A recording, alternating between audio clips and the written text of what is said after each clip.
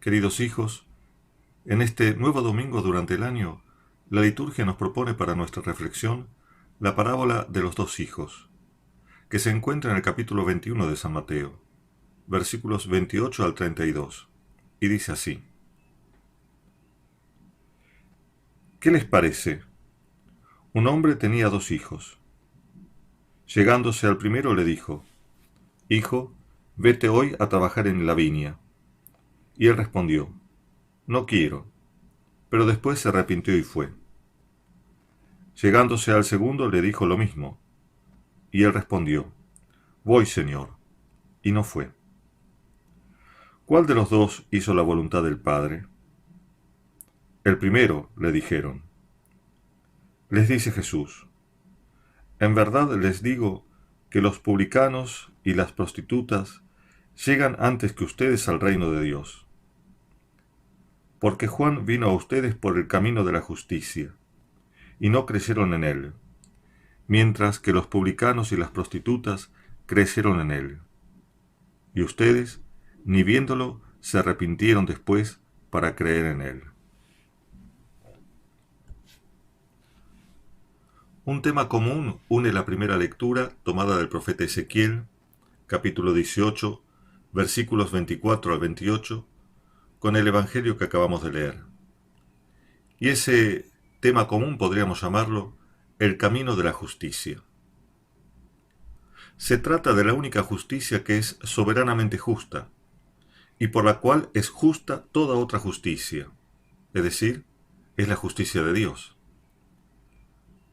La lectura del profeta Ezequiel se abre con una queja por el proceder de Dios que no parece justo a los israelitas.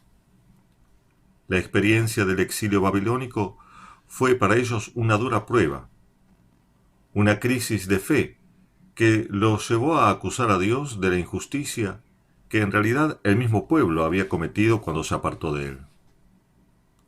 Del mismo modo, cuando nos pasan cosas malas, a veces nos parece que la culpa fuera siempre de otro. No es nuestra propia actitud y comportamiento lo primero que cae bajo nuestra consideración. El profeta Ezequiel nos ayuda en este sentido a redireccionar nuestra mirada y a prestar atención a nuestra conducta. Los males que los hombres sufren tienen como raíz última su propia injusticia, sino la propia, la de otro, pero nunca de Dios. Dios siempre es bueno y justo, y no podemos cargar sobre él las consecuencias de nuestro mal obrar. Pero, para dar razón de la justicia de Dios, no basta exonerarlo de nuestras injusticias. También es necesario hacer entrar en juego el concepto de misericordia.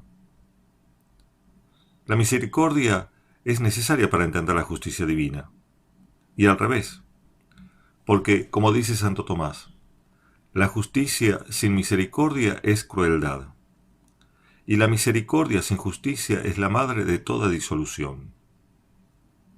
Así, si Dios hace cargar al hombre las consecuencias nefastas de sus propios pecados, no es solamente para restablecer por el castigo el equilibrio de la justicia, sino también para ejercer su poder por medio de la misericordia. Por esto, en la oración de la misa nos dirigimos a Dios reconociendo que manifiesta su poder especialmente en el perdón y la misericordia. Los males que el hombre sufre por su propia culpa lo sacuden, y si recapacita, puede disponerse a la acción misericordiosa que lo pondrá en camino de salvación y curación. Este reconocimiento humilde del propio pecado es fundamental. No basta dolerse y quejarse bajo el peso de los males que nos hemos procurado, y mucho menos acusando injustamente a Dios de ello. Dios no se goza en nuestro dolor. Si lo permite, es para poder obrar en nosotros las maravillas de su amor. Pero para que el poder de su misericordia pueda tocar nuestros corazones, es necesario que nos abramos a Él. Se necesita la libre disponibilidad de nuestra voluntad para abandonar el mal, superar la indiferencia y dar así cabida a su palabra. Dios respeta nuestra libertad, nunca nos coacciona. Este es el tema que el Señor plantea en el Evangelio con la parábola de los dos hijos, enviados por el padre a trabajar en la viña. El primer hijo responde: no quiero, pero después se arrepintió y fue. El otro, sin embargo, dijo al padre: voy, Señor, pero no fue. A la pregunta de Jesús sobre quién de los dos ha hecho la voluntad del Padre, los que lo escuchaban responden justamente: el primero. El mensaje de la parábola queda claro: para entrar en el camino de la justicia de Dios, para encaminarse hacia el reino, no son suficientes las palabras. Se necesitan las obras, los hechos de conversión y de fe. No basta el lamento y la queja. Tampoco bastan las promesas apuradas, destinadas a ser prontamente olvidadas.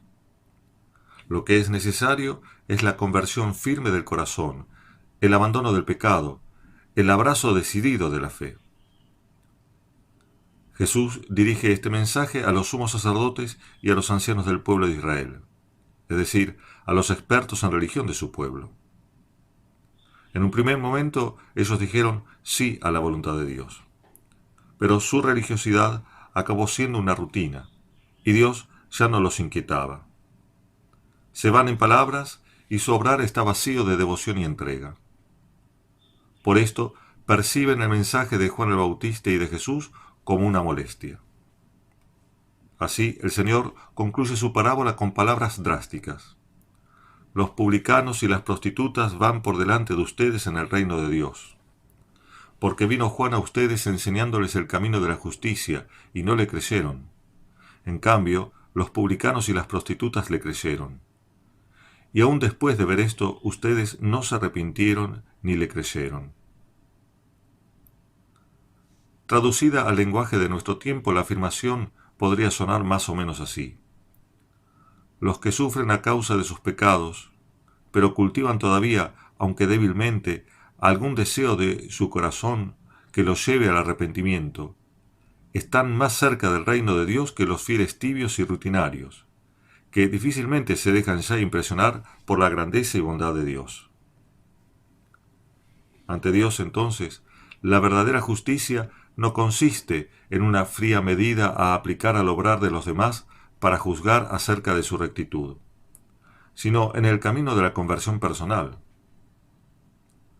Nadie hay más justo que el que se convierte de corazón. No haber comprendido esto es lo que el Señor critica ásperamente a los sacerdotes y ancianos del pueblo. Critica su hipocresía, su rutinario trato con las cosas sagradas, sin dejarse impresionar ya por eso. Pero la situación de estos jefes del pueblo es un peligro que puede acecharnos también a nosotros.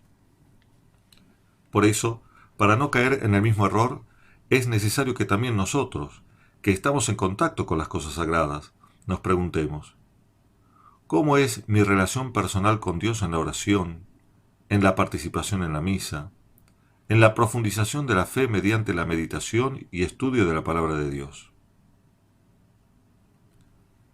Pero el Evangelio de este domingo nos dice todavía algo más. En él se habla de dos hijos, pero tras ellos se percibe un misterioso tercer hijo.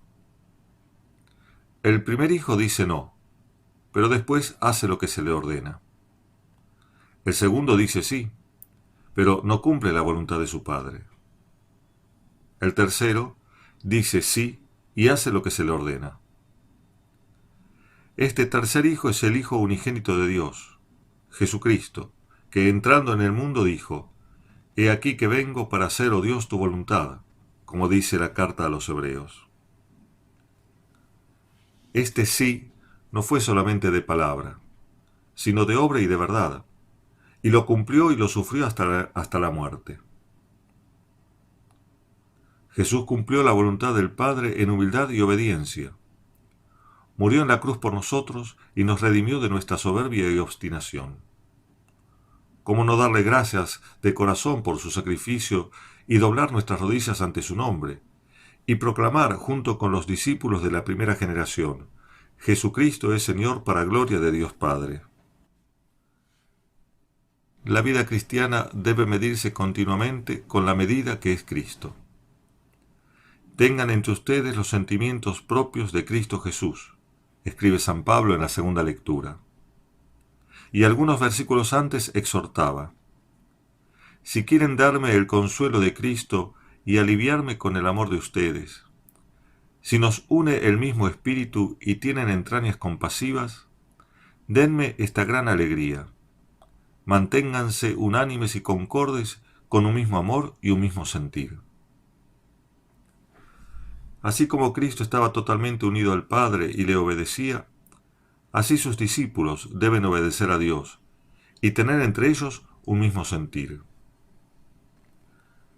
La conversión que abre nuestras almas a la acción misericordiosa de Dios se traduce así en humildad.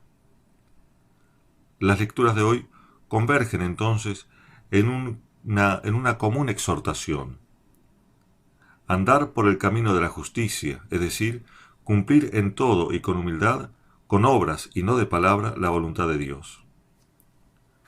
De ello depende nuestra participación en el reino de los cielos. No nos apoyemos entonces en falsas seguridades, que no son sino peligrosas presunciones. Esto es lo que les pasó a los jefes de Israel. Ellos se sentían seguros de su justicia, pero quedaron fuera del reino. No demos por asegurada nuestra salvación. Trabajemos por ella con la humildad del que se reconoce necesitado de perdón y con la certeza de que el poder de la misericordia de Dios tiene la medida de su inmensa caridad. No entraremos en el reino de Dios si no nos dejamos transformar por el amor misericordioso de Dios, lo cual supone la justicia de reconocernos pequeños y pecadores. Este fue el camino de justicia que enseñó Juan el Bautista, y que los sacerdotes y ancianos del pueblo no quisieron seguir. No hagamos entonces nosotros lo mismo. Que el Señor envíe sobre nosotros su Espíritu, para que aprendamos a cultivar en nuestros corazones los mismos sentimientos de Cristo Jesús, que dijo sí al Señor, que dijo sí a Dios Padre, y obedeció, y cumplió, y puso por obra lo que decía por palabra. Que Dios los bendiga a todos.